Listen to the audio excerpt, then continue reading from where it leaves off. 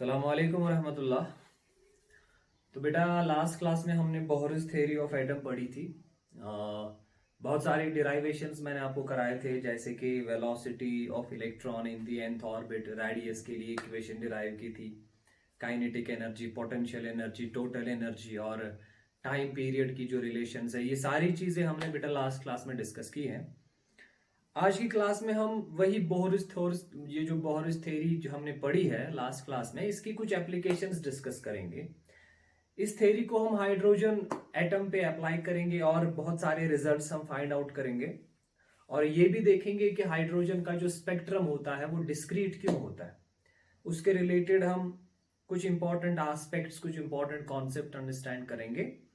तो ये हमारा आज का टॉपिक रहेगा। तो आज का जो हमारा टॉपिक है दैट इज, मैं लिखूंगा बेटा, जैसे कि लास्ट क्लास में भी मैंने आपको पढ़ाया था एप्लीकेशंस ऑफ बोहरस थ्योरी, तो आज का भी जो टॉपिक है ये मान लो ये कुल मिला के एप्लीकेशन ही है। तो मैं लिखूंगा एप्लीकेशंस एप्लीकेशंस ऑफ बोहरस थ्योरी।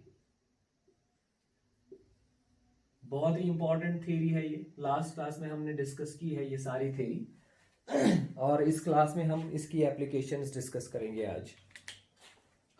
तो बेटा सबसे पहले जो चीज हम यहाँ डिस्कस करने जा रहे हैं, हम हाइड्रोजन एटम की आज बात करेंगे। हाइड्रोजन एटम पे हम बोहरस थ्योरी जो है ये अप्लाई करेंगे और डिफरेंट रिजल्ट्स फाइंड आउट करेंगे। सबसे पहले हम क्या करेंगे बेटा, हम हाइड्रोजन की एक एनर्जी लेवल डायग्राम बनाएंगे। हम देखेंगे कि हाइड्रोजन के जो डिफरेंट एनर्जी लेवल्स हैं या डिफरेंट ऑर्बिट्स हैं जिनमें इलेक्ट्रॉन रिजाइड करता है, रिवॉल्व करता है, उनकी एनर्जीज को हम फाइंड आउट करेंगे, टोटल एनर्जीज को फाइंड आउट करेंगे। तो मैं यहां पे जो लिखूंगा, I will write energy level diagram of hydrogen atom. Hydrogen atom की एनर्जी लेवल डायग्राम मैं आपको दिखाऊंगा यहां पे, जो मैंने लास्ट क्लास में आपको सिखाया है उसी के बेसिस पे, उसी फॉर्मूला के बेसिस पे एक आइडिया आएगा आपको कि कौन से लेवल की कितनी एनर्जी होती है हाइड्रोजन में, या इलेक्ट्रॉन अगर पहले लेवल में है, पहले शेल में है, दूसरे में है, तीसरे में है, अप टू इन्फिनिटी, तो हर एक लेवल की कितनी एनर्जी है, इलेक्ट्रॉन कितना एनर्जी पॉजेस करेगा, कौन सी एनर्जी लेवल में एक इलेक्ट्रॉन की कितनी एनर्जी होगी, इसका एक हम एक यहाँ पे डायग्राम बनाएंगे तो आपको एक फील आ जाएगा एनर्जी के लिहाज से। ठीक है, तो बेटा जो फॉर्मूला यूज करनी है हमें फॉर्मूला यूज करनी है, आपको तो पता है, energy of electron in nth orbit is z² by n² minus 13.6 electron volt. ये फॉर्मूला हमने लास्ट क्लास में डिस्कस की है, इनफैक्ट इसको हमने डिराइव भी किया है। तो इसी के बेसिस पे हम यहाँ पे एनर्जी लेवल डायग्राम हाइड्रोजन की बनाते हैं। ठीक है, तो मैं डिफरेंट लेवल्स यहाँ पे कंस्ट्रक्ट करता हूँ, डिफरेंट एनर्जी लेवल्स यहाँ पे बनाता हूँ, और हर एक एनर्जी की जो है, हर एक लेवल की एनर्जी हम डिटरमाइन करेंगे इस फॉर्मूला के बेसिस पे, क्योंकि आपको पता है हाइड्रोजन के लिए जो एटॉमिक नंबर है ना बेटा, वो 1 है। हाइड्रोजन के लिए एटॉमिक नंबर जो है दैट इज 1, और जो प्रिंसिपल क्वांटम नंबर है n, what is n? n is the principal quantum number, shell number इसको कह सकते हो आप। सो n का वैल्यू रेंज करता है from 1 2 3 4 5 dash dash dash up to infinity. याद रखेंगे जो प्रिंसिपल क्वांटम का जो वैल्यू हो ना, वैल्यू है, it varies from 1 to infinity, it can have any value from 1 to infinity. इसका मतलब है हर एक एटम में actually infinite number of shells available होते हैं। अब कुछ शेल्स में इलेक्ट्रॉन होता है, कुछ में नहीं होता है, और ये बात आप जहन में रखेंगे। I am talking about the Bohr's theory. आजकल की जो मॉडर्न थ्योरी है एटम की, that is somewhat different, that is actually completely different, but I am here explaining you the Bohr's theory. तो बोहरस थ्योरी के हिसाब से देयर आर शेल्स, उन शेल्स में इलेक्ट्रॉन रिवॉल्व करता है अराउंड द न्यूक्लियस, जो मैंने लास्ट क्लास में आपको बताया है। तो शेल नंबर, कौन से शेल में इलेक्ट्रॉन है, उस शेल नंबर को हम रिप्रेजेंट करते हैं n से, और इस शेल का जो नंबर है, नंबरिंग है, that can vary from 1 to infinity. इसका मतलब हर एक एटम में इनफाइनाइट नंबर ऑफ शेल्स होते हैं। अब फील्ड शेल्स कितने होंगे और एम्प्टी कितने होंगे। फॉर एग्जांपल इलेक्ट्रॉन में, फॉर एग्जांपल अगर आप लेंगे हाइड्रोजन एटम, इसमें एक ही इलेक्ट्रॉन है, तो ये कभी पहले शेल में भी रह सकता है, कभी दूसरे शेल में भी रह सकता है। अगर ये पहले शेल में है तो बाकी सारी शेल्स एम्प्टी हैं। इसका मतलब वो शेल्स, हम ये नहीं कह सकते कि इसमें खाली एक ही शेल है जो फिल्ड होगी, नहीं, every atom contains infinite number of shells. पर अब हम ज्यादा इंटरेस्टेड होते हैं कि फिल्ड नंबर ऑफ शेल्स कितने। फिल्ड का मतलब है इलेक्ट्रॉन कौन कौन से शेल में प्रेजेंट है, ठीक है। तो एक डायग्राम बनाते हैं starting from one we will make an energy level diagram of hydrogen atom. तो बेटा ये मैंने बोर्ड पे आपके लिए बना के रखी है हाइड्रोजन की जो एनर्जी लेवल डायग्राम है। तो इसमें मैंने बहुत सारे शेल्स दिखाए। For example this is first shell, this is second shell, this is third shell, fourth, fifth and dash dash dash, this is infinite last shell. तो यहां पे मैंने बेटा बेसिकली हर एक शेल की या हर एक एनर्जी लेवल की जो रेस्पेक्टिव एनर्जी है वो मैंने यहाँ पे दिखाई है, यहाँ पे इसको कैलकुलेट किया है। और ये जो वैल्यूज मैंने कैलकुलेट किए हैं ना, ये मैंने एक्चुअली इस फॉर्मूला से कैलकुलेट किए। अगर इस फॉर्मूला में आप, चूंकि हम हाइड्रोजन की एनर्जी लेवल डायग्राम पढ़ रहे हैं, तो Z का वैल्यू 1 आएगा हर एक केस में। और अगर आप N का वैल्यू 1 देंगे तो आपका जो आंसर आएगा, फर्स्ट शेल की एनर्जी आपको निकलेगी और वो वैल्यू आपका आएगा -13.6। इसी तरह अगर आप N के बदले 2 वैल्यू देंगे तो आपका आंसर आएगा -3.4 इलेक्ट्रॉन वोल्ट। यहाँ पे जो एनर्जी है उसको हम इलेक्ट्रॉन वोल्ट के यूनिट में डिटरमाइन या कैलकुलेट करते हैं।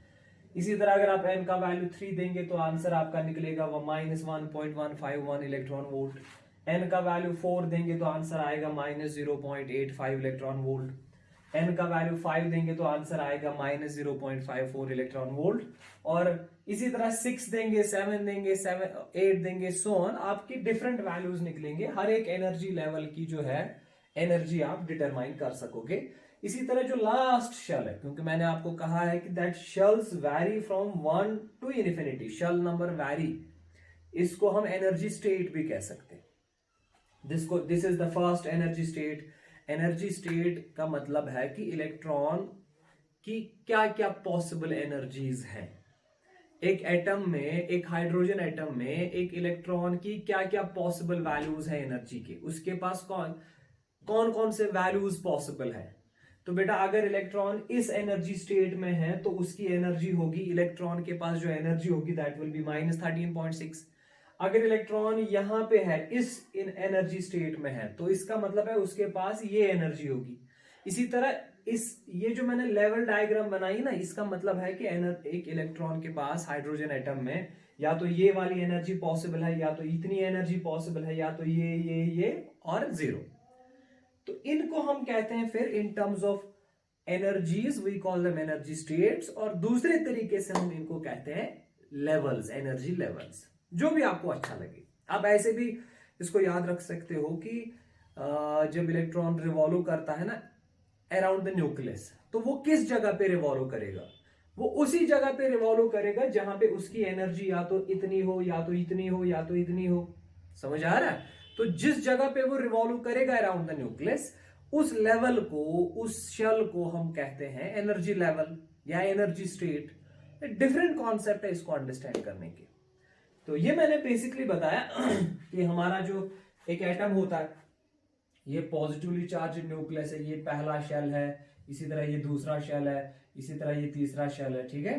तो इस यहां पे हम बनाते हैं ऑर्बिट वाइज, पर हमको पता है कि हर एक, अगर यहाँ पे इलेक्ट्रॉन है, फॉर एग्जाम्पल फर्स्ट ऑर्बिट में इलेक्ट्रॉन है, तो उसकी कुछ एनर्जी होगी ना यहाँ पे, तो वो एनर्जी कितनी होगी वो हमने यहाँ पे दिखाई है कि ये उसकी एनर्जी होगी यहाँ पे, ठीक है। अगर वो यहाँ पे होगा, इस शेल में होगा, क्योंकि हर एक शेल में तो नहीं हो सकता। बोरिस क्वांटाइजेशन पोस्टुलेट जो है वो यही कहता है ना कि एनर्जी जो इलेक्ट्रॉन जब रिवॉल्व करता है, एक इलेक्ट्रॉन एक न्यूक्लियस के अराउंड, तो उसके कुछ स्पेसिफिक वैल्यूज होते हैं रेडियस के, या वो उन्हीं एनर्जी स्टेट्स या उन्हीं ऑर्बिट्स में रिवॉल्व करता है जिनको हम नॉन रेडिएटिंग कहते हैं, जिनको हम स्टेशनरी ऑर्बिट्स कहते हैं, या जहां पे इलेक्ट्रॉन का एंगुलर मोमेंटम जो है वो क्वांटाइज्ड हो, ठीक है। तो अगर हम वो वाली डायग्राम बनाएंगे, ऑर्बिट वाली डायग्राम, तो ऐसे बनाते हैं।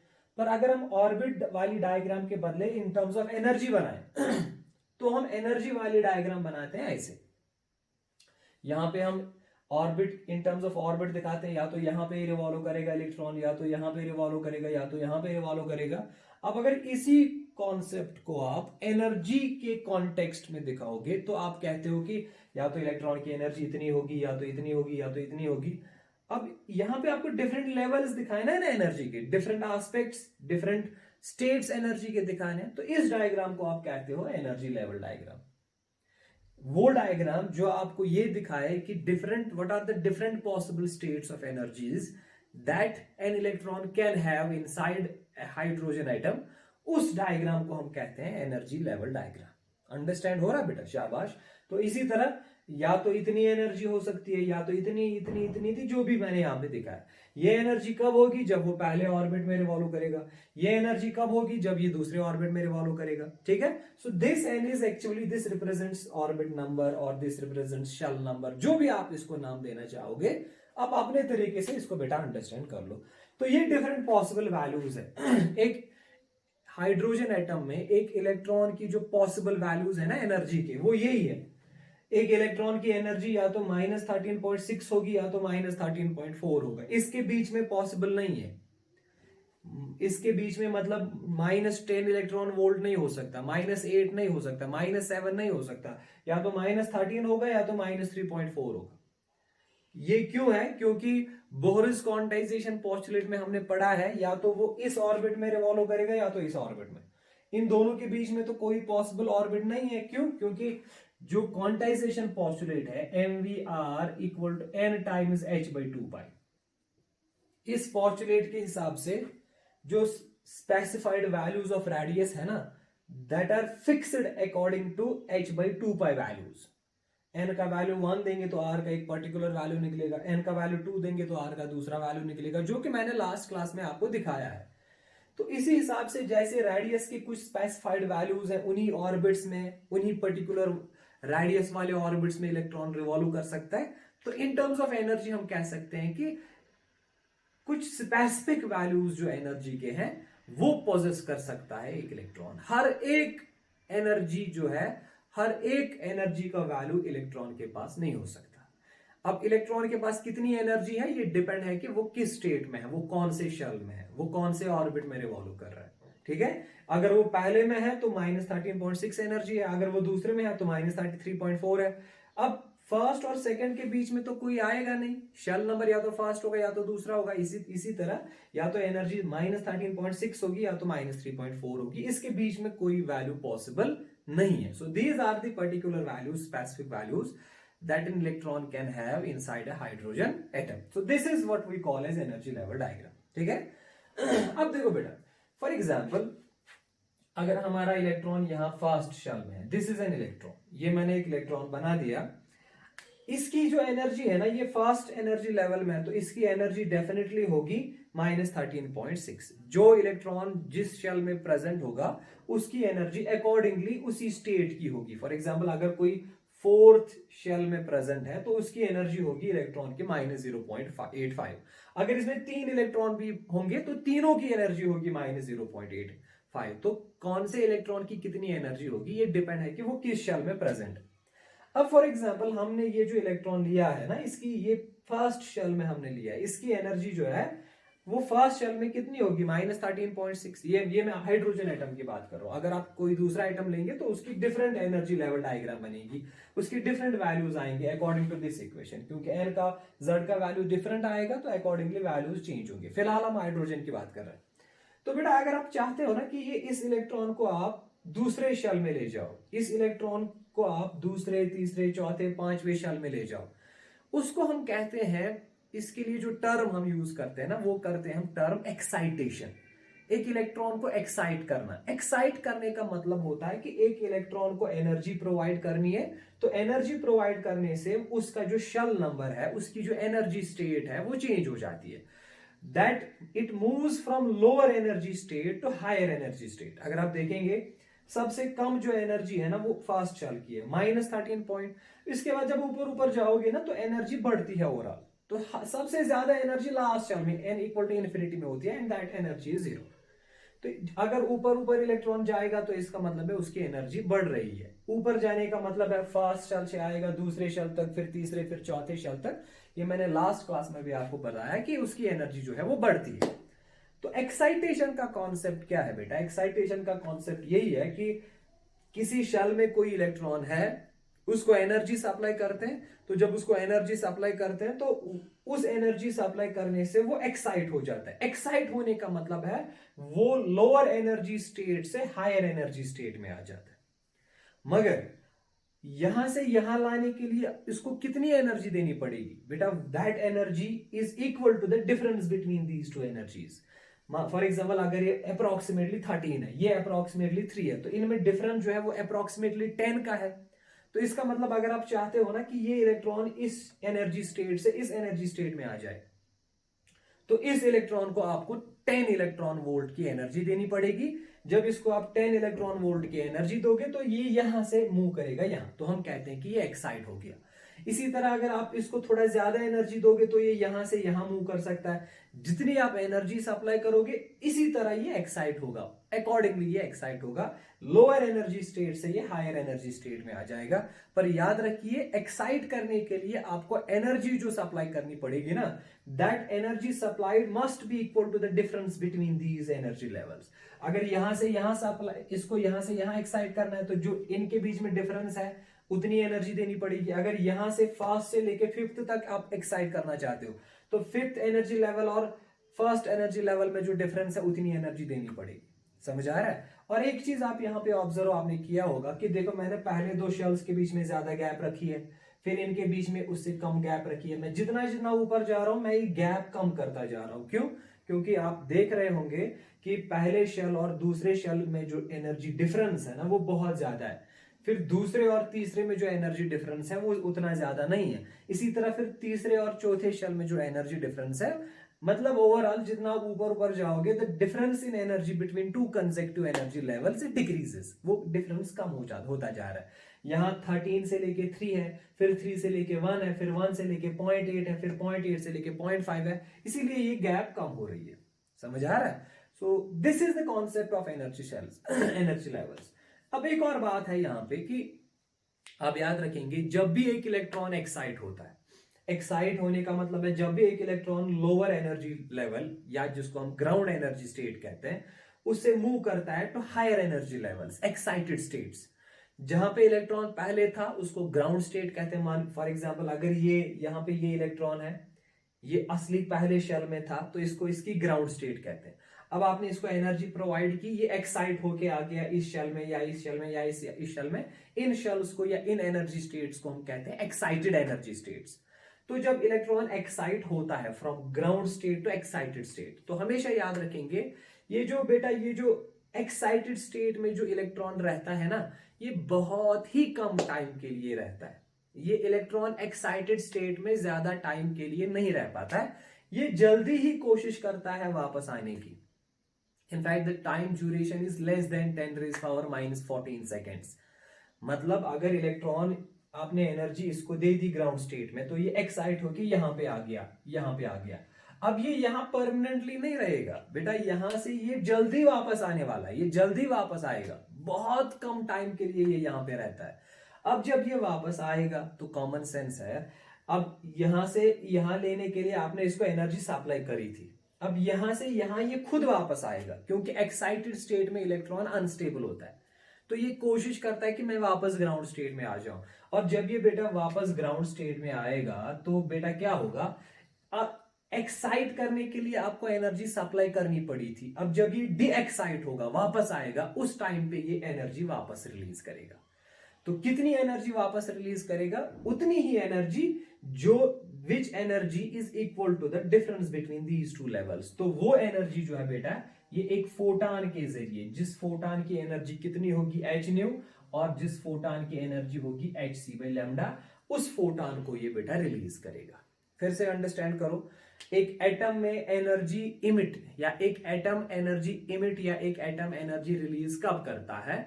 याद रखिए बेटा, वो तब करता है जब इलेक्ट्रॉन हायर एनर्जी स्टेट या एक्साइटेड स्टेट से ट्रांजिशन करेगा, जंप करेगा टू लोअर एनर्जी स्टेट।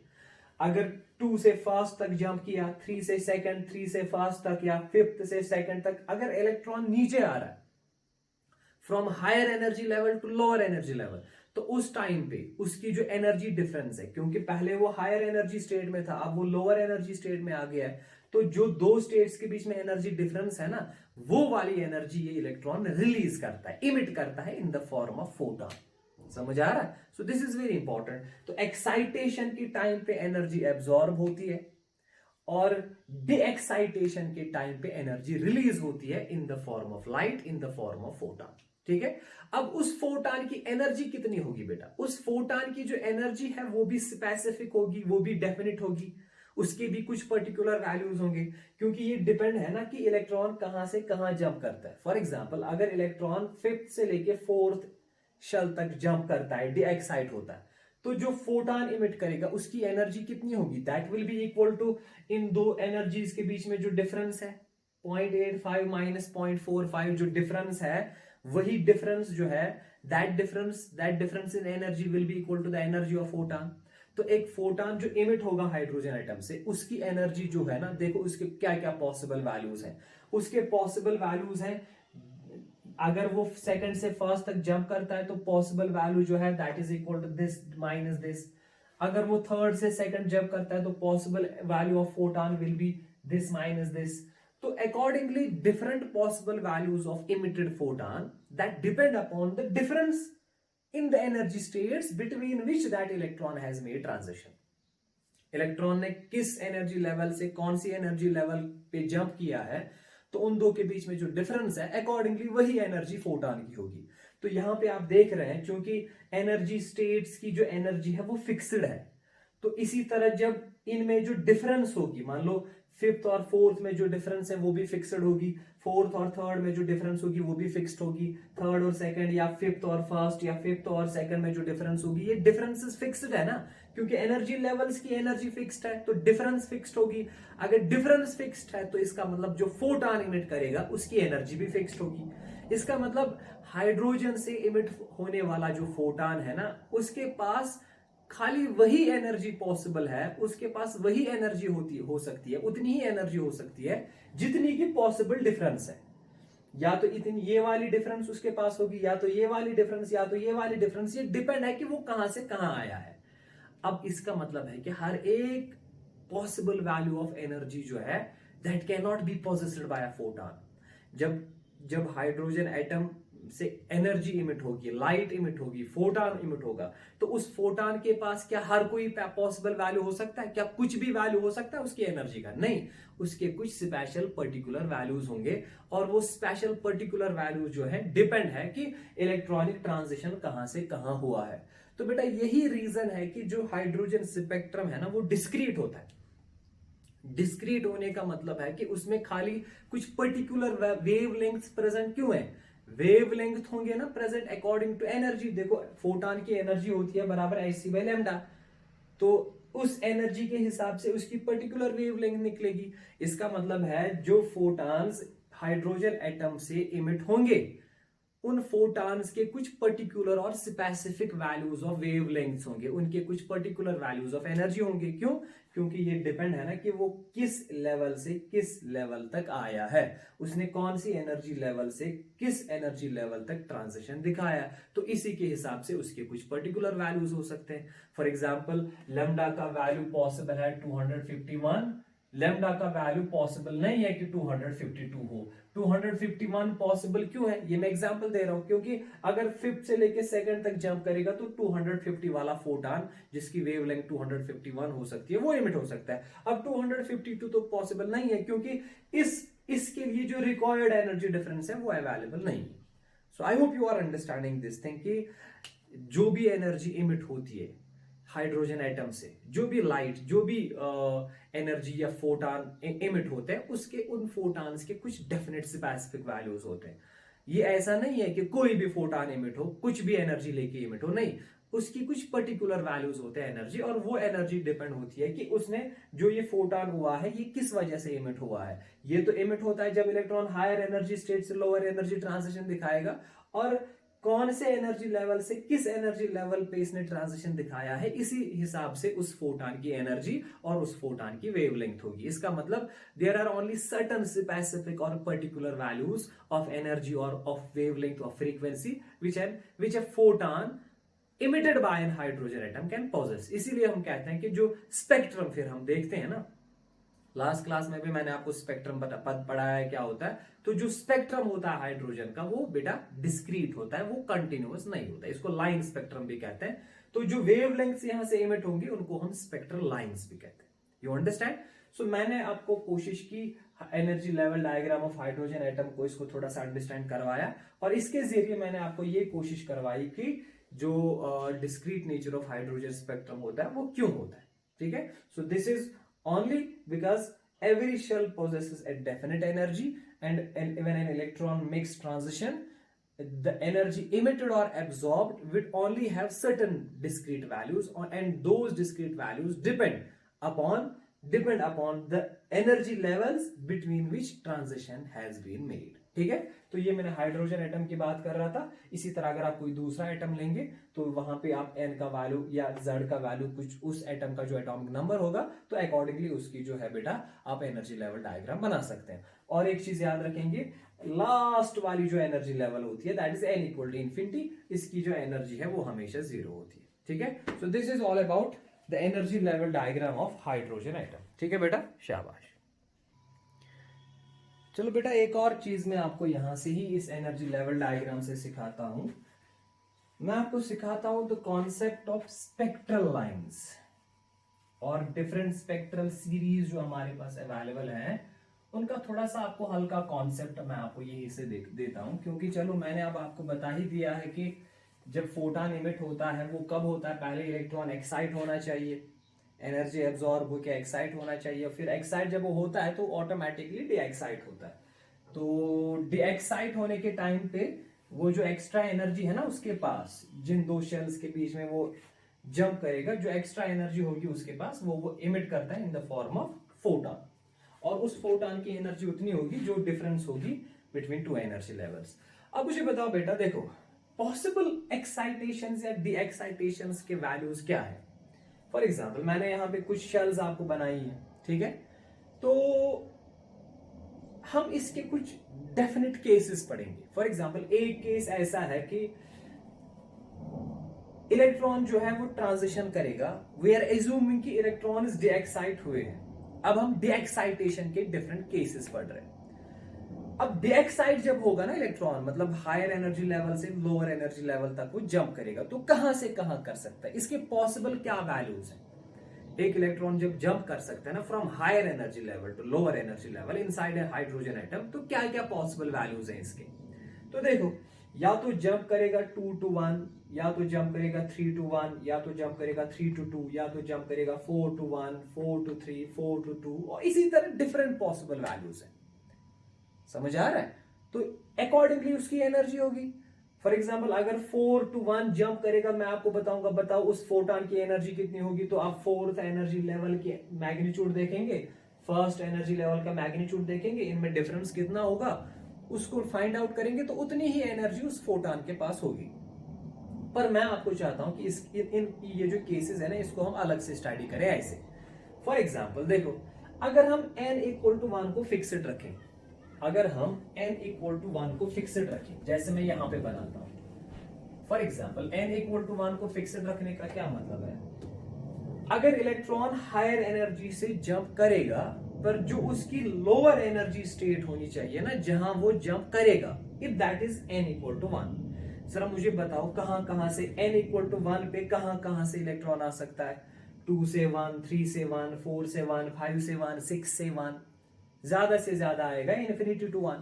तो यहां पे आप देखो बेटा, इफ अगर मैं रखूंगा n इक्वल टू 1 को फिक्स्ड, ठीक है, n इक्वल टू 1 को मैंने रखा फिक्स्ड, मतलब जो लोअर एनर्जी पॉसिबल स्टेट है दैट इज 1, तो higher possible energy states are 2, 3, 4, 5, 6। तो जब एनर्जी डे एक्साइटेशन होगा तो देखो क्या क्या हो सकता है, या तो बेटा 2 to 1 होगा, या तो 3 to 1 होगा, या तो 4 to 1 होगा, हाँ इसी तरह डैश डैश, या तो इन्फिनिटी टू 1 होगा। ठीक है, समझ आ रहा है? So this is one case.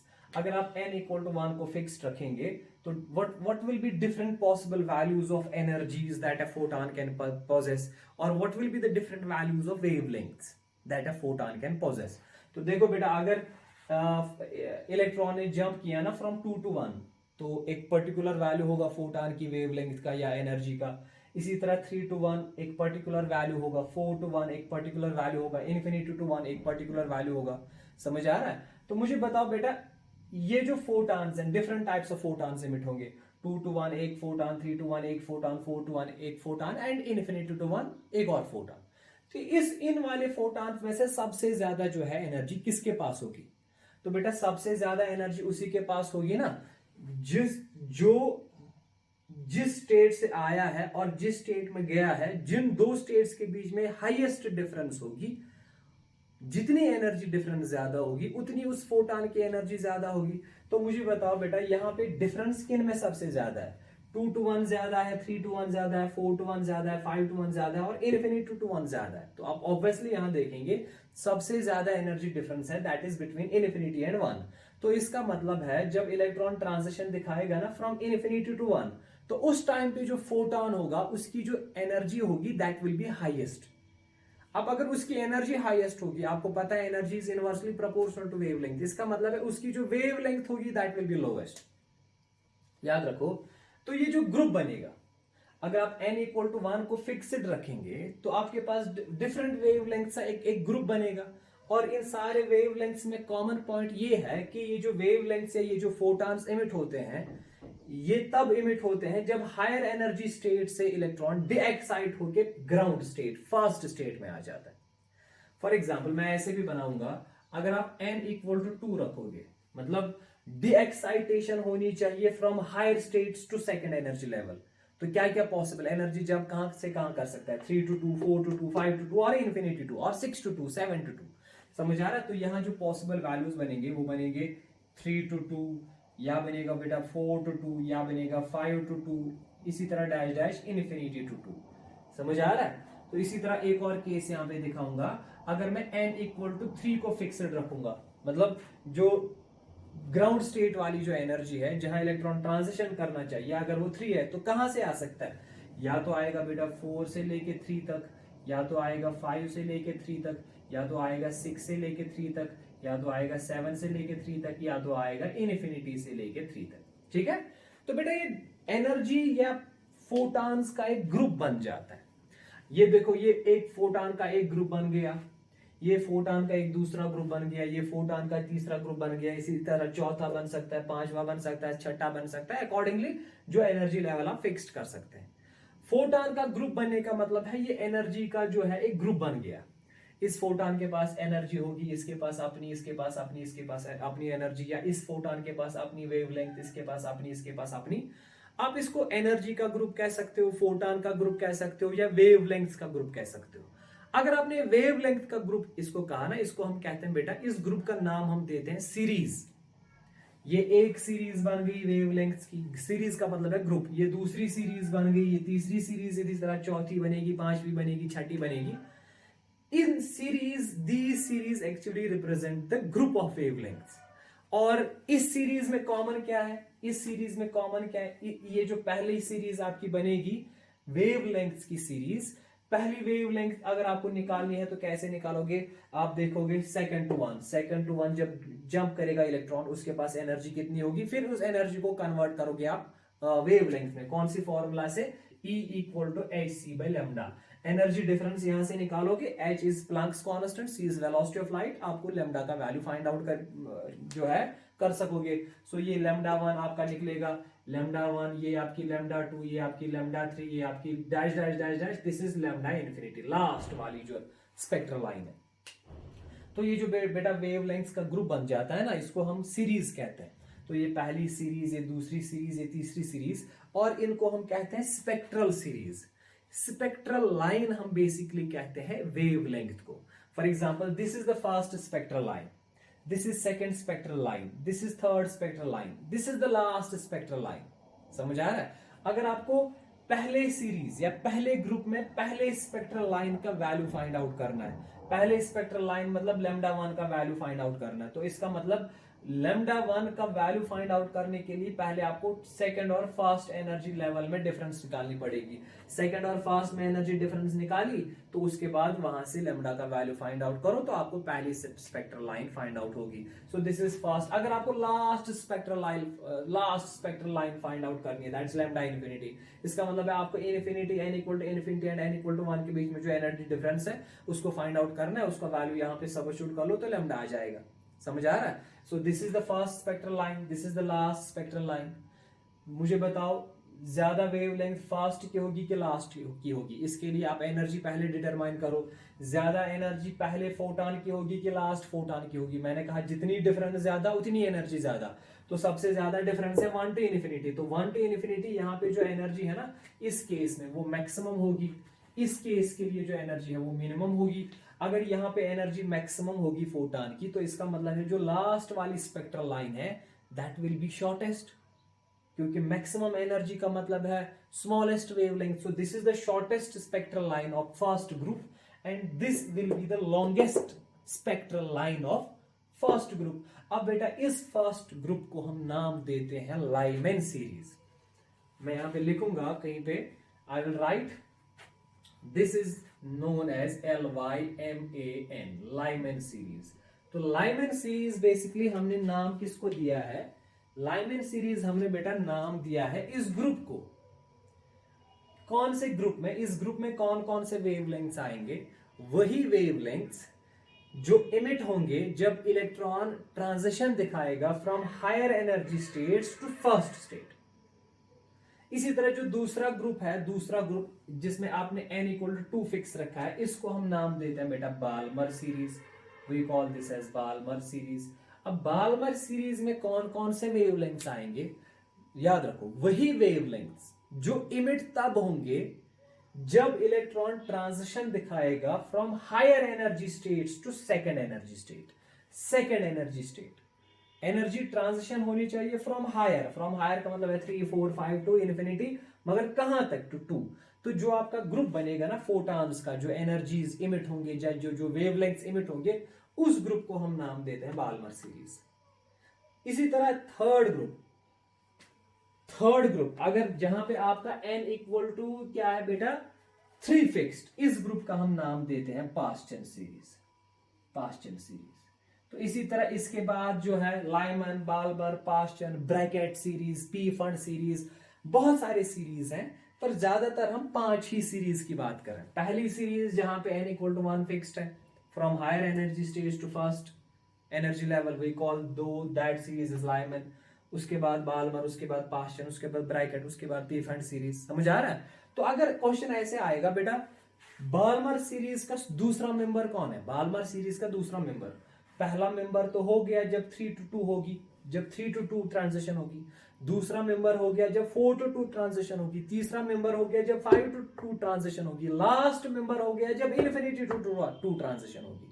तो अगर आपको क्वेश्चन होगा या बाल्मर सीरीज का जो दूसरा मेंबर है उसकी वेवलेंथ निकालो, दूसरा मेंबर हो गया 4 to 2 वाला, तो आप क्या करेंगे? आप फोर्थ एनर्जी स्टेट और सेकंड एनर्जी स्टेट में एनर्जी डिफरेंस फाइंड आउट करेंगे, उसको यहां देंगे, वहां से वेवलेंथ निकालेंगे तो आपकी वेवलेंथ आ जाएगी। अगर आपका क्वेश्चन है कि बाल्मर सीरीज में जो लास्ट मेंबर है उसकी वेवलेंथ निकालो, last member is infinity to 2, तो इन्फिनिटी और 2 के बीच में जो एनर्जी डिफरेंस है उसका वैल्यू निकालो, उसको यहां सबस्टिट्यूट करके वेवलेंथ निकालो तो उसकी वेवलेंथ आ जाएगी। समझ आ रहा है? तो बेटा आई hope you understood this concept. तो मैं इसको फिर से दिखाऊंगा इन टर्म मैथमेटिकली, पर यहां मैं energy level diagram of hydrogen के कॉन्टेक्स्ट में आपको ये सारी चीजें बता रहा हूं कि देखो कितने वेवलेंथ्स पॉसिबल है, कौन कौन सा फोटॉन पॉसिबल है, क्या क्या एनर्जी पॉसिबल है। अब उन वेवलेंथ्स को इनकी हमने ग्रुपिंग की है। अगर एक ग्रुप हमने लिया है लाइमन सीरीज, इस ग्रुप में हम उन वेवलेंथ्स को रखते हैं जो इमिट होते हैं जब हायर एनर्जी स्टेट से फर्स्ट एनर्जी स्टेट तक एक्साइटेशन हो। दूसरे ग्रुप का नाम हमने रखा है बाल्मर सीरीज, इसमें हम उन वाले वेवलेंथ्स को रखते हैं जो इमिट होते हैं जब हायर एनर्जी स्टेट से सेकंड एनर्जी स्टेट में ट्रांजिशन हो। इसी तरह balm, Paschen, bracket, P fund and so on. ठीक है? सो बेटा ये अगर इन किसी भी वेवलेंथ का वैल्यू निकालना होगा, एक तो ये मेथड है आपके पास एनर्जी लेवल डायग्राम याद होनी चाहिए किसका कितना वैल्यू है, या अगर याद नहीं है तो फॉर्मूला देके इसको निकालो। फिर अकॉर्डिंगली आप किसी भी मेंबर का जो वैल्यू है वो निकाल सकते हो। पर याद रखो फर्स्ट मेंबर और लास्ट मेंबर, फर्स्ट मेंबर की जो एनर्जी होती है वो मिनिमम होती है क्योंकि डिफरेंस मिनिमम होता है, और लास्ट मेंबर की जो एनर्जी होती है वो मैक्सिमम होती है हर एक केस में, हर एक सीरीज में। या आप कह सकते हो फर्स्ट मेंबर जो होता है लॉन्गेस्ट मेंबर होता है क्योंकि एनर्जी मिनिमम होती है, इसकी वेवलेंथ हाईएस्ट होती है। लास्ट मेंबर की एनर्जी मैक्सिमम होती है तो एनर्जी जो ये वेवलेंथ जो होती है वो शॉर्टेस्ट होती है। ठीक है, सो बेटा ये मैंने आपको दिखा दिया। एक और चीज आप इसमें याद रखो, जब आप इन वेवलेंथ्स को फिर स्टडी करते हो ना बेटा कि ये वेवलेंथ जो है ये किस रेंज में आ जाते हैं, आपका जो विजिबल स्पेक्ट्रम है या आपका जो स्पेक्ट्रम ऑफ लाइट है या इलेक्ट्रोमैग्नेटिक स्पेक्ट्रम आप मान लो, इलेक्ट्रोमैग्नेटिक स्पेक्ट्रम जो आपका है जिसमें आपने डिफरेंट इलेक्ट्रोमैग्नेटिक वेव्स आपने अरेंज किए होते हैं on the basis of their energy और on the basis of their wavelength, जहां पे आप सबसे टॉप पे रखते हो गामा वेव्स, गामा रेज, फिर एक्स रेज, फिर अल्ट्रा वायलेट, फिर विजिबल, फिर इंफ्रारेड, फिर इसी तरह डिफरेंट, उसको हम इलेक्ट्रोमैग्नेटिक स्पेक्ट्रम कहते हैं। अगर आप एनालाइज करोगे ना कि ये जो फॉर एग्जांपल लाइमन सीरीज की हम बात करेंगे, लाइमन सीरीज में जितने भी वेवलेंथ्स आते हैं इलेक्ट्रोमैग्नेटिक स्पेक्ट्रम के किस रेंज में ये आ जाते हैं, इलेक्ट्रोमैग्नेटिक का जो स्पेक्ट्रम है उसके ये किस रेंज में आ जाते हैं। तो याद रखो बेटा लाइमन सीरीज के जितने भी वेवलेंथ्स है ये इलेक्ट्रोमैग्नेटिक स्पेक्ट्रम के अल्ट्रा वायलेट रेंज में आ जाते हैं। तो इसका मतलब है यहां से जो भी वेवलेंथ इमिट होगी ना ये basically ultraviolet light emit होती है क्योंकि इन वेवलेंथ्स का रेंज वही है जो अल्ट्रा वायलेट लाइट का होता है। So this Lyman series lies in ultraviolet region. ठीक है, अगर आप बाल्मर सीरीज की बात करोगे ये लाई करता है बेटा विजिबल रीजन में, ये विजिबल रीजन में लाई करता है। अगर आप पास्चन या इसके बाद जो आने वाली सीरीज है ना, या पास्चन जो है, पास्चन यूजुअली लाई करता है पार्शियली विजिबल और पार्शियली इंफ्रारेड। पास्चन सीरीज लाई करती है, इसके जो वेवलेंथ्स है ये लाई करते हैं पार्शियली इनविजिबल, पार्शियली इंफ्रारेड। इसके बाद जो भी आता है सब for example brackets, for example P fund, वो सारे जो लाई करते हैं वो लाई करते हैं इंफ्रारेड रीजन में। ठीक है, आई hope you understood this concept. तो इसको मैं अभी, चलो मैंने डायग्रामेटिकली आपको ये सिखा दिया, अब इसको मैथमेटिकली मैं आपको सिखाऊंगा। इसके लिए एक फॉर्मूला आपको मैं डिराइव करके दूंगा जिसको हम रेडबर्ग्स फॉर्मूला कहते हैं। उस रेडबर्ग्स फॉर्मूला से आप डायरेक्टली किसी भी मेंबर की वेवलेंथ डायरेक्टली फाइंड आउट कर सकते हो।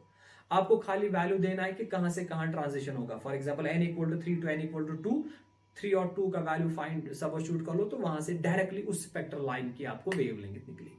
बाकी जो इसमें कॉन्सेप्ट है, जो डिस्क्रीट नेचर हाइड्रोजन का होता है, क्यों होता है, मैंने एक्सप्लेन किया, और डिफरेंट वेवलेंथ्स क्यों पॉसिबल है ये मैंने आपको सारी चीजें जो है ये बता दी। Let's move to the its mathematical part. अब देखो बेटा जो डिस्कशन अभी तक हमने किया है, let's move to its mathematical part. तो मैं आपको एक फॉर्मूला निकाल के देता हूं जिसको हम रेडबर्ग्स फॉर्मूला कहते हैं। उस फॉर्मूला से आप किसी भी फोटॉन या किसी भी स्पेक्ट्रल लाइन का जो है वैल्यू निकाल सकते हो वेवलेंथ का। तो देखो क्या होता है, हम यहाँ पे काम करेंगे। लेट्स टेक 2 लाइंस, ये मान लो एक एनर्जी लेवल है और ये दूसरी एनर्जी लेवल है। ठीक है, 2 एनर्जी लेवल्स हम यहाँ पे कंसिडर करेंगे। ये मान लो this is EI and this is EF। याद रखो EI मतलब this is excited energy state and this is ground energy state. और आपको पता है जब ये इलेक्ट्रॉन ट्रांजिशन करेगा ऐसे आएगा नीचे हायर एनर्जी लेवल से, तो मैं यहां पे लिखूंगा this EI is greater then EF। ये जो ये वाली एनर्जी लेवल है इसकी जो एनर्जी है दैट इज ग्रेटर एंड इसकी जो है वो कम है। तो आपको पता है जब हायर एनर्जी स्टेट से लोअर एनर्जी स्टेट में इलेक्ट्रॉन ट्रांजिशन करेगा तो इसके पास जो एक्स्ट्रा एनर्जी होगी, एक्स्ट्रा एनर्जी किसके बराबर होगी, वो होगी बराबर बेटा EI माइनस EF।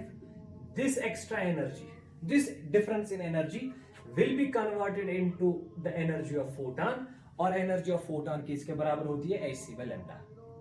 तो फोटॉन की एनर्जी किसके बराबर होगी, जो इमिट होगा वो बराबर होगी the difference between 2 energy levels, जिन एनर्जी लेवल्स के बीच में इलेक्ट्रॉनिक ट्रांजिशन हुई है। और याद रखो लेट अस सपोज इसका जो प्रिंसिपल क्वांटम नंबर है दैट इज Ni, इसका जो है दैट इज Nf। F जो सबस्क्रिप्ट है ये फाइनल है कि फाइनली कहां पे पहुंच गया, I जो है ये इनिशियली है। तो आप याद रखेंगे Ni is greater than Nf। Initial shell number या इनिशियल जो वैल्यू होना चाहिए ना n का, it should be higher compare to final, क्योंकि जब हायर स्टेट से लोअर स्टेट आएगा तभी एनर्जी जो है बेटा रिलीज हो पाएगी। तो अगर अगर एन एफ का वैल्यू 3 है, अगर फाइनल एनर्जी लेवल 3 है, तो एन आई का वैल्यू होना चाहिए 3 से ज्यादा, मतलब 4 हो सकता है, 5 हो सकता है, 6 हो सकता है। अगर फाइनल एनर्जी लेवल फर्स्ट है तो एन आई का वैल्यू हो सकता है 2, 3, 4, 5, 6 अकॉर्डिंगली। जैसे मैंने आपको डिफरेंट सीरीज में पढ़ाया है ना, तो फॉर एग्जांपल लाइमन में एन एफ का वैल्यू होता है, लाइमन सीरीज में एन एफ का वैल्यू होता है 1, तो एन आई का क्या हो सकता है 2, 3, 4 अप टू इन्फिनिटी। समझ आ रहा है? तो देखो बेटा, यहां से हम एक फॉर्मूला, मैथमेटिकल फॉर्मूला डिराइव करेंगे। तो जो फोटॉन एमिट होगा, उस फोटॉन की एनर्जी जो होगी, इट डिपेंड्स अपॉन कि कहां से कहां ट्रांजिशन किया है, उन दो के बीच में डिफरेंस कितना होगा, that will be equal to hc by lambda. ठीक है, अब देखो इसको आगे ले जाते हैं। एनर्जी की जो इक्वेशन है ना, एनर्जी की जो इक्वेशन हमने डिराइव की है, that is z square divided bye n square into -13.6 electron volt. यही है फॉर्मूला बेटा, शाबाश। जरा इसी फॉर्मूला को इस इक्वेशन में यूटिलाइज कर लो। ई आई के बदले आप क्या वैल्यू देंगे? ई आई के बदले जो वैल्यू आप देंगे, सबस्टिट्यूट करेंगे ई आई के बदले, वो होगा z। अगर हम हाइड्रोजन की बात करेंगे तो हाइड्रोजन में z का वैल्यू बेटा 1 आएगा, या फिलहाल आप z लेके चलो, लास्ट में वैल्यू सबस्टिट्यूट करेंगे तो z ही रहेगा, तो z स्क्वायर डिवाइड n ई आई के, जब इन ई आई आप ई आई के बदले जो आपको n का वैल्यू सबस्टिट्यूट करना है वो n आई होगा, क्योंकि ई आई वैल्यू तब है जब इलेक्ट्रॉन कौन से एनर्जी लेवल में है, एन आई में। तो ई आई, तो इस फॉर्मूला में z ऐसे ही रखोगे, n के बदले लिखोगे आप एन आई स्क्वायर। ठीक है, तो फिर आएगा -13.6 इलेक्ट्रॉन वोल्ट।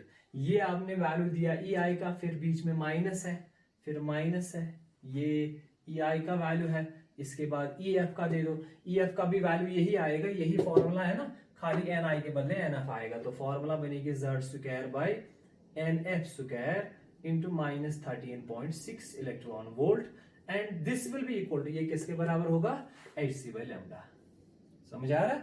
तो यही वैल्यूज मैंने ई आई और ई एफ के वैल्यू सबस्टिट्यूट किए हैं, और ये वैल्यूज कहां से लाए मैंने, जो हमने लास्ट क्लास में डिराइव की थी फॉर्मूला, वहां से लाया। ठीक, तो देखो बेटा, तो ये माइनस और ये माइनस बनेगा पॉजिटिव, और ये माइनस ही रहेगा। तो पहले हम पॉजिटिव वाली टर्म लिखते हैं, उसके बाद नेगेटिव वाली टर्म लिखते हैं। तो पहले ये लिखेंगे क्योंकि ये पॉजिटिव वाली टर्म बनेगी।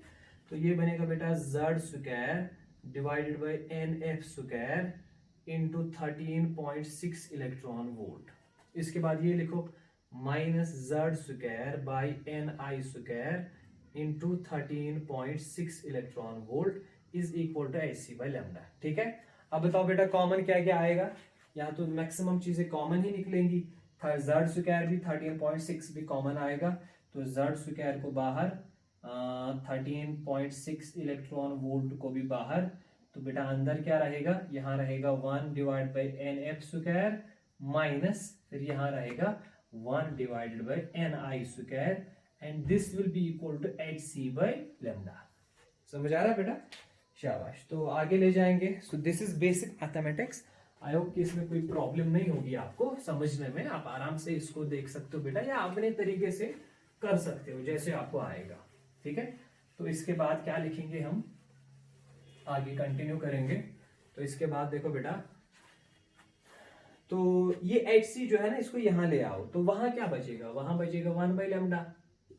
ठीक है, तो hc जब यहां आएगा तो ये बनेगा, यहां तो एक तो z स्क्वायर है, दूसरा है 13.6 इलेक्ट्रॉन वोल्ट डिवाइड, ये hc यहां लाओगे तो hc डिवाइड होगा, तो ब्रैकेट में क्या रहेगा बेटा, 1 by n f square minus 1 by n i square.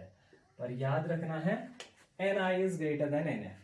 ठीक है, अब देखो बेटा, ये जो फॉर्मूला है ना 1 बाई लैम्डा, इस 1 by lambda reciprocal of wave length को हम कहते हैं वेव नंबर। 1 बाई लैम्डा के बदले हम कभी कभी ऐसे भी लिखते हैं nu bar. Nu bar represents wave number. Wave number जो होता है that is equal to 1 by lambda. Lambda is wavelength. तो यहाँ पे आपकी इसकी फॉर्मूला आ गई। अब आप याद रखेंगे z को छोड़ के ये जो 13.6 इलेक्ट्रॉन वोल्ट है, इसको SI यूनिट में कन्वर्ट करके, H का वैल्यू सबस्टिट्यूट करके और C का वैल्यू सबस्टिट्यूट करके, आप देखो ये 3 कॉन्स्टेंट्स आ गए ना बेटा। तो इन 3 कॉन्स्टेंट्स का वैल्यू हम एक ही कांस्टेंट में कन्वर्ट करते हैं और उस कांस्टेंट का नाम हम देते हैं R, and this R is known as Rydberg's constant. इन तीनों के वैल्यूज को मिला के जो वैल्यू आएगा ना, that is 1.09 into 10 raise power -7 metre inverse. ये बेटा रेडबर्ग्स कांस्टेंट का जो वैल्यू यहाँ पे मैंने लिखा, this is the value of Rydberg's constant, ठीक है। 1.09 into 10 raise power, sorry this is not -7, this is +7 per metre. तो देखो ये R जो है इसको मैं लिखूंगा, दिस इज रेडबर्ग्स कांस्टेंट, ठीक है। तो ये कांस्टेंट कहां से लाया हमने, बेसिकली हमारे पास तीन वैल्यूज थे, 13.6 इलेक्ट्रॉन वोल्ट, इसको जूल्स में कन्वर्ट करेंगे, H 6.6 इंटू 10⁻⁻31, C 3 इंटू 10⁸8। तो इन तीनों कांस्टेंट्स को मिला के एक ही वैल्यू हमने लिखा और उस एक वैल्यू को हम नाम देते हैं R, सिंबलाइज करते हैं R से, और इसको हम कहते हैं रेडबर्ग्स कांस्टेंट। तो जो हमारी जो फाइनल फॉर्मूला बनेगी उसी फॉर्मूला को हम अब नाम देते हैं रेडबर्ग्स फॉर्मूला। क्या बनेगी final formula, wave number nu bar और 1/λ इज इक्वल टू, अब इन तीनों के बदले एक ही आएगा, दैट इज R रेडबर्ग्स कांस्टेंट, और आएगा Z इज एटॉमिक नंबर, जो भी एटम लेना उसका एटॉमिक नंबर। तो अंदर क्या रहेगा बेटा 1/nf square, final energy state का जो है शेल नंबर, -1/ni स्क्वायर। बेटा ये आपकी बन गई फॉर्मूला, और इसी फॉर्मूला को आप कहते हो Rydberg's formula. This is called as Rydberg's formula, ठीक है। So this is very important formula. अब अगर आपको ये हाइड्रोजन एटम के लिए यूज करनी है ना, तो हाइड्रोजन एटम के लिए Z का वैल्यू 1 आएगा, तो फॉर्मूला क्या बनेगी, 1/λ equal to R 1/nf square -1/ni square. अब देखो इस फॉर्मूला की फायदे क्या है, इस फॉर्मूला से आप डायरेक्टली आप वैल्यूज निकाल सकते हो जो आपको चाहिए। फॉर एग्जांपल, अगर हाइड्रोजन एटम में इलेक्ट्रॉन ट्रांजिशन करता है from third state to second state, और आपको उसकी निकालनी है वेवलेंथ फोटॉन की जो इमिट होगा। ट्रांजिशन कहां से कहां होता है, फ्रॉम थर्ड टू सेकंड। तो पहले कहां था, थर्ड, फिर कहां आ गया सेकंड, तो पहले था थर्ड, सो पहले था थर्ड में, सो Ni जो है दैट इज 3। तो Nf फाइनली कहां पे आ गया, सेकंड में, तो Ni का वैल्यू 3 इस फॉर्मूला में सबस्टिट्यूट कर लो, Ni का वैल्यू 3, Nf का वैल्यू 2 सबस्टिट्यूट कर लो। हाइड्रोजन एटम अगर है तो Z का वैल्यू 1 दे दो, अगर कोई दूसरा एटम है तो उसका एटॉमिक नंबर दे दो। R का तो वैल्यू यहां पे लिखा है मैंने। तो इस इक्वेशन को सॉल्व करके आप 1/λ या वेवलेंथ का वैल्यू फाइंड आउट कर सकते हो। So this is a formula, and from this formula you can directly find the value of the wavelength। जिस फोटॉन की आपको वेवलेंथ निकालनी है या जिस स्पेक्ट्रल लाइन की आपको वेवलेंथ निकालनी है, उसका आप डायरेक्टली इसी फॉर्मूला से निकाल सकते हैं, ठीक है। सो इस फॉर्मूला को हम कहते हैं बेटा रेडबर्ग्स फॉर्मूला। तो याद रखो, अगर ट्रांजिशन होती है from fifth to third, 5 to third, तो पहले कहां था 5 में, सो n1 इक्वल टू 5, फिर कहां पहुंच गया थर्ड में, तो n इक्वल टू 3, ये बनेगा 1/5 स्क्वायर 1/3 स्क्वायर। R का वैल्यू दे दो, Z का वैल्यू दे दो, अगर हाइड्रोजन एटम है तो 1। तो सॉल्व करके लैम्डा निकालो, लैम्डा अगर निकाला फिर आप उस फोटॉन की एनर्जी निकाल सकते हो इस फॉर्मूला से, hc/λ। जब मैंने एनर्जी लेवल डायग्राम बनाई थी वहां पे पहले हम E निकालते थे, फिर निकालते थे लैम्डा। इस फॉर्मूला से आपको पहले लैम्डा निकलेगा, फिर निकलेगा E, फिर निकलेगी एनर्जी, फिर आप फ्रीक्वेंसी भी निकाल सकते हो h न्यू की फॉर्मूला से, ठीक है। तो जो मैंने अब स्पेक्ट्रल लाइंस का डिफरेंट कॉन्सेप्ट बताया ना, जैसे मैंने आपको पहले पढ़ाया था बेटा लाइमन सीरीज। तो लाइमन सीरीज में बेटा क्या है, क्या क्या बताया था मैंने, लाइमन सीरीज में जो फाइनल एनर्जी स्टेट है ni जो है it should be fixed, that is 1। और जो nf का जो वैल्यू है, nf मतलब इनिशियली नहीं, final energy level is fixed. Lyman series में वो स्पेक्ट्रल लाइंस आएंगी जो स्पेक्ट्रल लाइन इमिट होगी जब इलेक्ट्रॉनिक ट्रांजिशन होगी from higher energy level to first energy level. तो जो फाइनल एनर्जी लेवल है दिस शुड बी फिक्स्ड।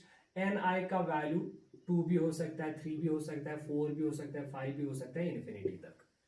तो इसमें डिफरेंट कौन कौन सा स्पेक्ट्रल लाइन आएगी, तो पहली स्पेक्ट्रल लाइन λ1 वो कब इमिट होगी, जब ट्रांजिशन होगी 2 to 1, ठीक है बेटा। सेकंड स्पेक्ट्रल लाइन कब इमिट होगी, जब ट्रांजिशन होगी 3 to 1। ठीक है। इसी तरह थर्ड स्पेक्ट्रल लाइन कब इमिट होगी, जब ट्रांजिशन होगी 4 to 1। इसी तरह डैश डैश बहुत सारे स्पेक्ट्रल लाइंस इमिट होगी। लास्ट स्पेक्ट्रल लाइन इमिट कब होगी, जब ट्रांजिशन होगी फ्रॉम इन्फिनिटी टू 1। बेटा इसी ग्रुप का नाम मैंने दिया था ना लाइमन सीरीज, इसी को मैंने लाइमन सीरीज दिया था। इसके बाद लाइमन के बाद आता है बेटा बाल्मर सीरीज। हाँ, जैसे मैं ये दिखा रहा हूं इसी तरह बाल्मर भी आप कर लो। बाल्मर के लिए बेटा एन एफ जो है दैट इज 2 और एन आई हो सकता है 3b 4b 5b 6b आप पे इन्फिनिटी। लाइमन बाल्मर पास्चन, उसके बाद पास्चन सीरीज। पास्चन सीरीज के लिए final energy state should be 3, initial can B 4, it can be 5, it can be 6, it can be 7, it can B infinity. इसके बाद होगा बेटा ब्रैकेट सीरीज। हाँ, इसके लिए एन एफ होगा 4, initial can be 5, initial can be 6, initial can be 7 up to infinity. इसके बाद होगी पी फंड सीरीज। ये सीरीज मतलब ग्रुप ऑफ वेवलेंथ्स का नाम है। इसमें जो फाइनल होगी बेटा वो 5th होगी, initial can be 6, it can be 7, it can be 8, it can be dash dash up to infinity. I hope you understand. अब देखो मैंने यहाँ पे इसको थोड़ा यहाँ ये एक्सप्लेन करूंगा, बाकी आप खुद निकाल सकोगे। तो बेटा पहला मेंबर जो है fast member, so this is your fast member and this is your last member. तो मैंने कहा कि ये जो लैम्डा 1 है ना, जितना आप नीचे नीचे जाएंगे सबसे ज्यादा वेवलेंथ ये होगी। क्यों? क्योंकि देखो सबसे एनर्जी ज्यादा जो डिफरेंस होगी ना that will be from infinity to 1। So इसकी जो एनर्जी होगी मैं लिखूंगा मैक्सिमम एनर्जी।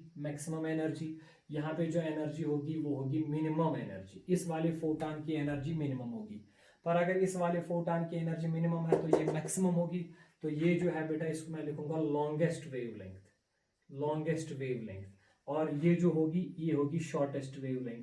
कभी कभी क्वेश्चन आता है directly find the longest wavelength of Lyman series. Longest wavelength कौन सी होती है, जब ट्रांजिशन होगी 2 to 1। तो आपको इस फॉर्मूला में डायरेक्ट देना पड़ेगा, एन एफ का वैल्यू ऑफ 1 दे दो, एन आई का वैल्यू ऑफ 2 दे दो, आर का वैल्यू सब्स्टिट्यूट कर लो जो मैंने अभी लिखाया 1.09 इंटू 10⁷ मीटर इनवर्स। यहां से वैल्यू सब्स्टिट्यूट करके आप उस वेवलेंथ का जो है वैल्यू निकाल सकते हो। ठीक है। सो बेटा दिस ग्रुप फास्ट ग्रुप जहां पे आपका फाइनल एनर्जी स्टेट 1 है उस ग्रुप को हम कहते हैं लाइमन सीरीज। जहां पे आपकी फाइनल एनर्जी स्टेट 2 है उसको कहते हैं बाल्मर। इसी तरह Paschen bracket P fund. I hope you understood this thing. फिर मैंने आपको कहा कि ये जो बेटा है आपका जो इलेक्ट्रोमैग्नेटिक स्पेक्ट्रम है, उस इलेक्ट्रोमैग्नेटिक स्पेक्ट्रम में ये लाइमन वाली सीरीज जो इसमें वेवलेंथ्स आती है ये किस रेंज में आती है, तो मैंने कहा ये अल्ट्रा वायलेट रीजन में आ जाती है।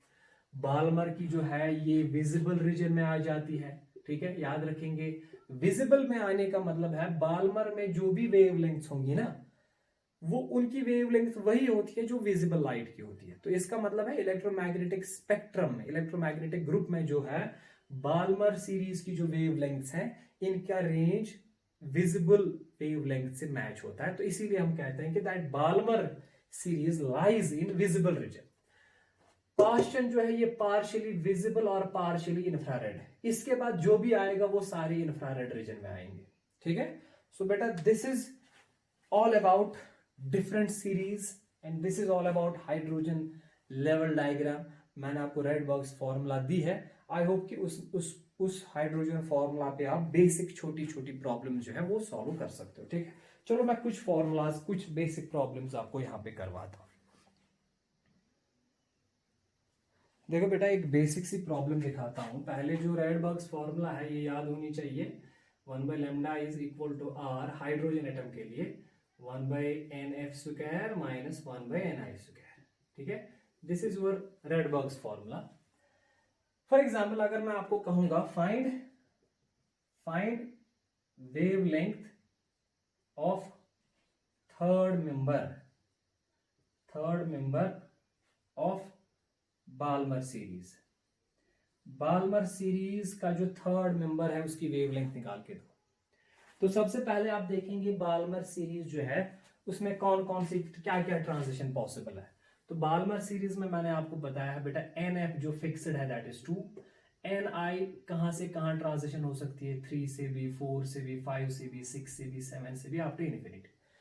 थर्ड मेंबर कौन बनेगा? पहला मेंबर बनेगा अगर ट्रांजिशन हो गई फ्रॉम 3 to 2, दूसरा मेंबर हो गया अगर ट्रांजिशन होगी फ्रॉम 4 to 2, तीसरा मेंबर हो गया अगर ट्रांजिशन होगी from 5 to 2. So this is your third member.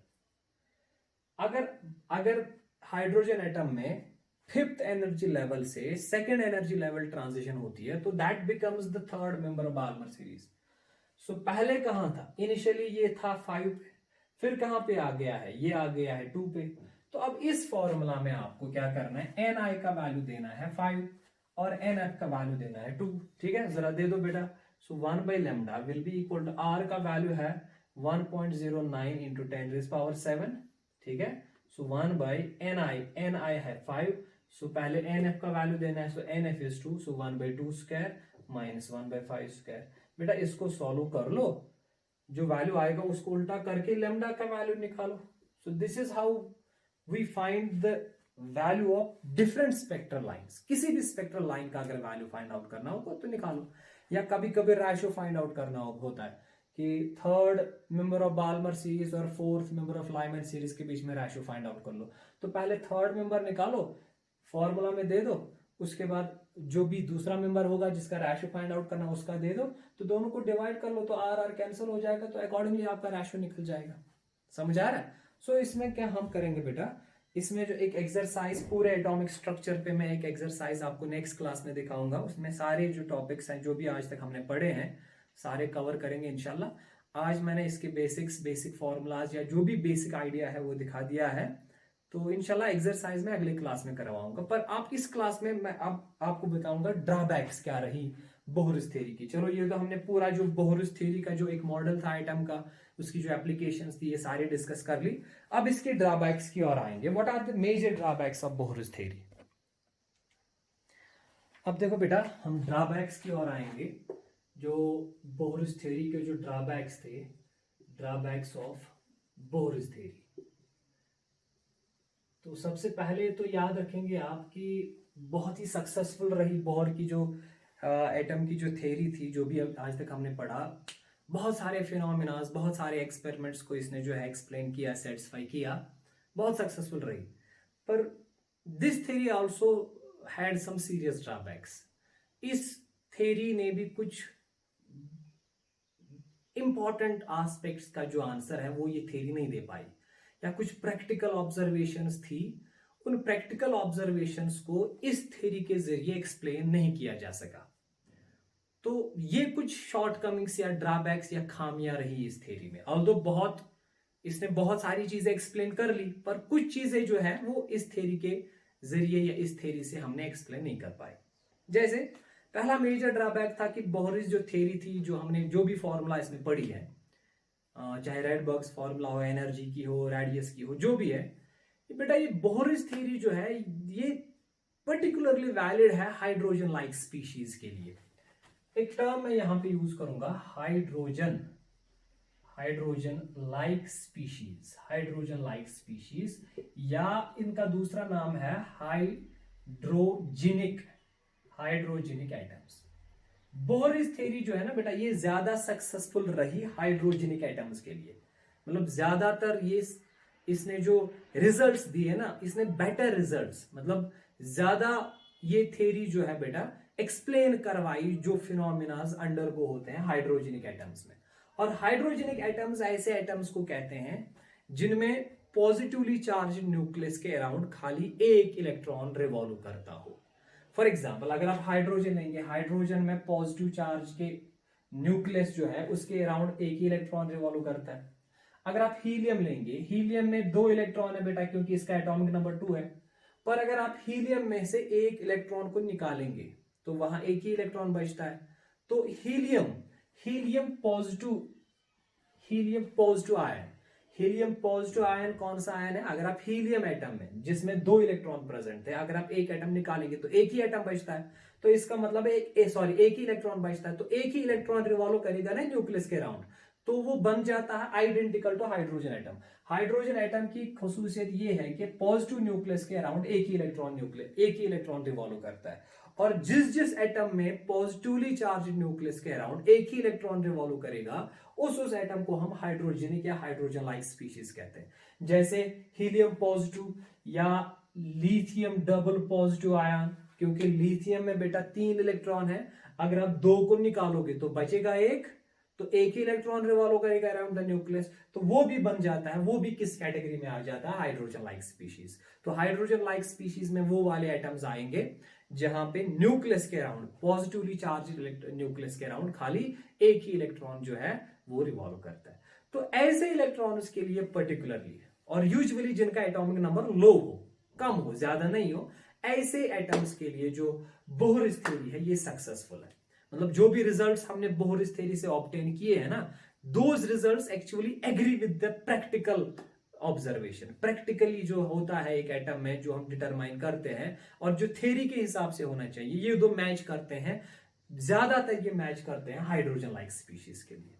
तो इसका मतलब ये हर किसी एटम के लिए वैलिड नहीं है। जैसे कि मैंने आपको रेड बॉक्स फॉर्मूला पढ़ाई कि 1/λ equal to Z² 1/nF² minus 1/nh²। For example हमारे पास कोई बड़ा एटम होगा, लेट अस सपोज कार्बन, तो कार्बन के लिए Z का वैल्यू हम 6 देंगे, तो यहां से जो वेवलेंथ का वैल्यू आएगा ना, वो प्रैक्टिकली जो कार्बन एमिट करता है उसके साथ मैच नहीं होता। तो ये मैचिंग खाली वहां पे होती है, थ्योरी एग्री होती है, प्रैक्टिकली खाली हाइड्रोजन लाइक स्पीशीज के लिए। ये तो प्रॉब्लम है, ये तो ड्रॉबैक है कि ये खाली सेटिस्फाई करती है, ये खाली एग्री करती है with the hydrogen like species के लिए। सो this is the first drawback, that this Bohri's theory is not valid for every atom. It is only valid for certain species or certain atoms. We call those hydrogenic atoms or hydrogen-like species. And in those atoms, there is only a single electron which revolves around the positively charged nucleus. So this is the first drawback.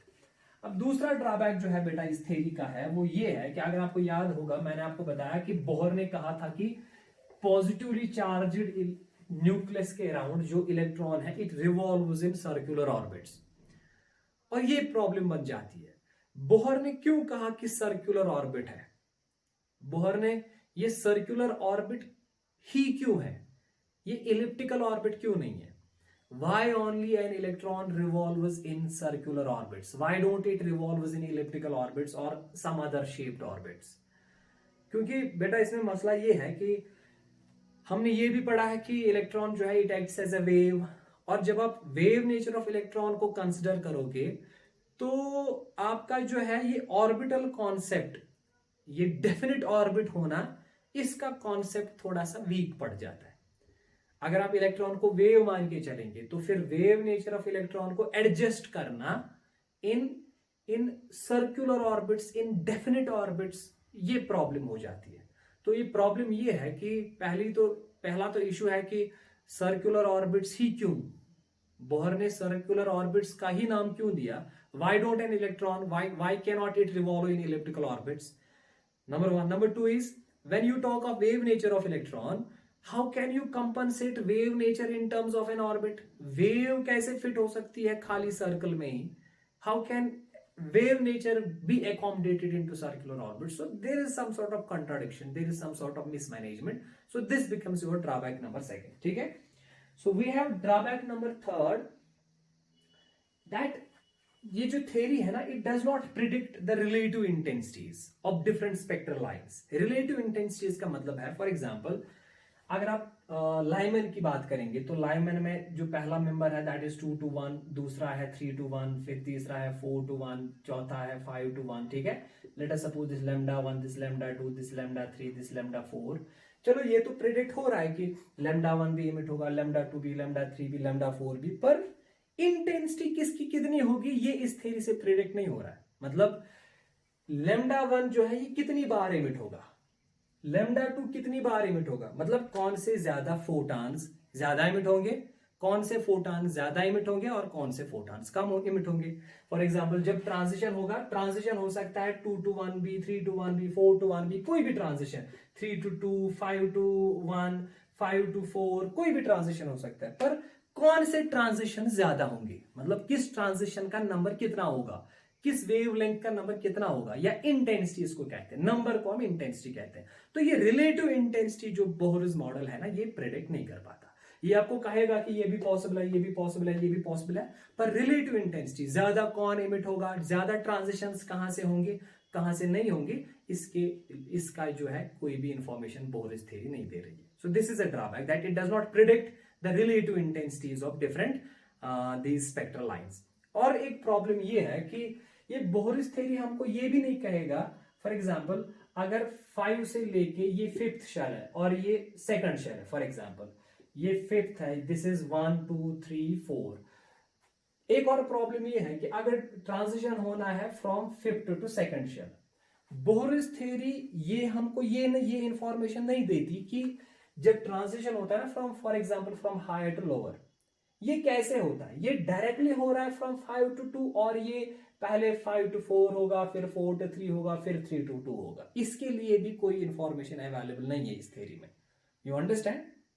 फिर से देखो बेटा कि जब transition होता है from higher energy level to lower energy level, for example from 5 to 2, तो 5 to 2 तो होगा, पर बोहरिस थ्योरी में ये इंफॉर्मेशन नहीं है. बोहरिस थ्योरी आपको ये नहीं बताएगी कि कैसे होगा, क्योंकि 5 से 2 होने का मतलब है 5 से 2 डायरेक्टली भी हो सकता है और पहले 5 to 4 होगा, फिर 4 to 3 होगा, फिर 3 to 2 होगा. तो इसके रिगार्डिंग कोई इंफॉर्मेशन इस थ्योरी में प्रेजेंट नहीं है. ठीक है. एक और प्रॉब्लम ये है कि जब हमने देखा ना स्पेक्ट्रल लाइंस को, फॉर एग्जांपल किसी स्पेक्ट्रल लाइन को हमने स्टडी किया, फॉर एग्जांपल कोई स्पेक्ट्रल लाइन है 4 to 3, इस स्पेक्ट्रल लाइन को हमने स्टडी किया. इस स्पेक्ट्रल लाइन का जब हमने डिटेल्ड एनालिसिस की, हमने इसका फाइन स्ट्रक्चर देखा. फाइन स्ट्रक्चर देखने का मतलब है हमने ये ऑब्जर्व किया कि ये जो एक लाइन हम कंसिडर कर रहे थे, ये जो एक वेवलेंथ हम कंसिडर कर रहे थे, ये एक्चुअली एक वेवलेंथ नहीं है. This is also a single wavelength is basically a combination of multiple smaller wavelengths. For example अभी तक हम इसको एक लाइन मान के चल रहे थे. जब हमने इसको डिटेल एनालाइज किया, फिर हमने ये ऑब्जर्व किया कि ये एक ही लाइन नहीं है, ये एक ही वेवलेंथ नहीं है, ये बेसिकली छोटी छोटी छोटी छोटी फाइन फाइन पतली बहुत सारी वेवलेंथ्स है. तो इसका मतलब है अभी तक हम मान रहे थे कि ये शेल्स है, यहां से यहां शेल है, तो अब हमको शायद इससे ये पता चल रहा है, fine structure of a particular spectrum से, पर्टिकुलर स्पेक्ट्रल लाइन से ये पता चल रहा है कि शेल्स के बीच में भी शायद छोटी छोटी एनर्जी लेवल्स प्रेजेंट है. You understand? फिर से देखो बेटा, अभी तक मान लो 4 to 3 ट्रांजिशन हुई, तो वहां से एक स्पेक्ट्रल लाइन इमिट हो गई, हम उसको एक डेफिनेट स्पेक्ट्रल लाइन मान रहे थे. पर जब हमने इसको ऑब्जर्व किया ना, अच्छे से ऑब्जर्व किया, वहां पे हमने ये पता लगाया कि ये एक स्पेक्ट्रल लाइन जो है, it is basically a combination of several fine structure, fine spectral lines. तो अभी तक हम इसको एक मान रहे थे, पर ये छोटी छोटी बहुत सारी स्पेक्ट्रल लाइंस की कॉम्बिनेशन है. तो इसका मतलब है जो हमारे पास जो लेवल डायग्राम थी, हमने ये एक था, ये दूसरा था, ये तीसरा था, अब एक और दूसरे के बीच में शायद fine lines, fine energy levels present है. तो इसकी भी इंफॉर्मेशन इस थ्योरी में, इसको भी ये एक्सप्लेन नहीं कर पाती कि ये फाइन स्ट्रक्चर कहां से आ गया, पर्टिकुलर स्पेक्ट्रल लाइन में अंदर से फाइन स्ट्रक्चर कहां से आ गया. ठीक है. एक और प्रॉब्लम ये है इस थ्योरी की, अगर हम सोर्स को, फॉर एग्जांपल हाइड्रोजन को हम प्लेस करेंगे नियर इलेक्ट्रिक और मैग्नेटिक फील्ड, तो वहां पे जो डिफरेंट स्पेक्ट्रल लाइंस की जो इंटेंसिटी है ना, उसमें वेरिएशन आ जाती है. फॉर एग्जांपल हाइड्रोजन एटम करता है इमिट कोई पर्टिकुलर वेवलेंथ. ठीक है. अब अगर इसको हम इलेक्ट्रिक फील्ड में डालेंगे या मैग्नेटिक फील्ड में डालेंगे इस हाइड्रोजन एटम को, तो वहां पे ये जो वेवलेंथ्स इमिट करता है ना, those vary if this electric field and magnetic field is not present. या आप ऐसे कह सकते हो, मैग्नेटिक फील्ड और इलेक्ट्रिक फील्ड जब प्रेजेंट होता है नियर द सोर्स, तो वहां पे जो रिलेटिव इंटेंसिटी होती है ना डिफरेंट स्पेक्ट्रल लाइंस की, उसमें वेरिएशन आ जाता है. और इस वेरिएशन को हम कहते हैं बेटा Stark and Zeeman effect. So this theory cannot explain the appearance of large number of spectral lines when the source is placed under the effect of electric and magnetic field. जब आप electric और magnetic field के नजदीक रखोगे source को, तो वहां पे यूजुअली ज्यादा स्पेक्ट्रल लाइंस एमिट होती है, ज्यादा वेव, ज्यादा फोटॉन्स एमिट होते हैं. तो इस इफेक्ट को हम कहते हैं स्टार्क एंड ज़ीमन इफेक्ट. तो ये क्यों होता है? मैग्नेटिक फील्ड और इलेक्ट्रिक फील्ड का क्या रिलेशन है स्पेक्ट्रल लाइंस के साथ, क्यों ज्यादा एमिट होती है, ये भी बेटा एक्सप्लेन नहीं हो रहा है इस थ्योरी का. So this is also one of the drawbacks. ठीक है. सो बेटा these are some of the major drawbacks. और इस थ्योरी का एक और प्रॉब्लम ये भी है कि the charge distribution of electrons comes out to be different from the assumed theory. जो इस थ्योरी के हिसाब से जो चार्ज डिस्ट्रीब्यूशन होना चाहिए ना इलेक्ट्रॉन्स का, कि इलेक्ट्रॉन्स कहां कहां पे प्रेजेंट होंगे अराउंड द न्यूक्लियस, थ्योरी एक आइडिया देती है और प्रैक्टिकली दूसरा आइडिया हमको मिलता है, प्रैक्टिकल ऑब्जर्वेशन कुछ दूसरी है। सो चार्ज डिस्ट्रीब्यूशन जो इलेक्ट्रॉन्स का होना चाहिए around the nucleus, it does not match with the practical observations. So these are some of the major drawbacks जो इस थ्योरी के हैं बेटा। तो this theory is also not a perfect theory, but although it suffers from severe drawbacks, but still this is one of the fundamental classical, or you can say, मैंने पहले ही बताया कि it created a bridge between classical and quantum mechanics। बहुत ही अहमियत है इस theory की, although drawbacks हैं पर still it has a lot of significance। ठीक है, so this is all about this Bohr's theory। I hope आपने सारे लेक्चर्स देखे होंगे पहले से, मैंने सारी डिराइवेशन सारे फॉर्मूलाज में आपको दिखाए। तो इंशाल्लाह मैं बेटा आपको नेक्स्ट क्लास में एक जनरल एक्सरसाइज इस यूनिट की करवाऊंगा, एटॉमिक स्ट्रक्चर की करवाऊंगा। ठीक है, थैंक यू वेरी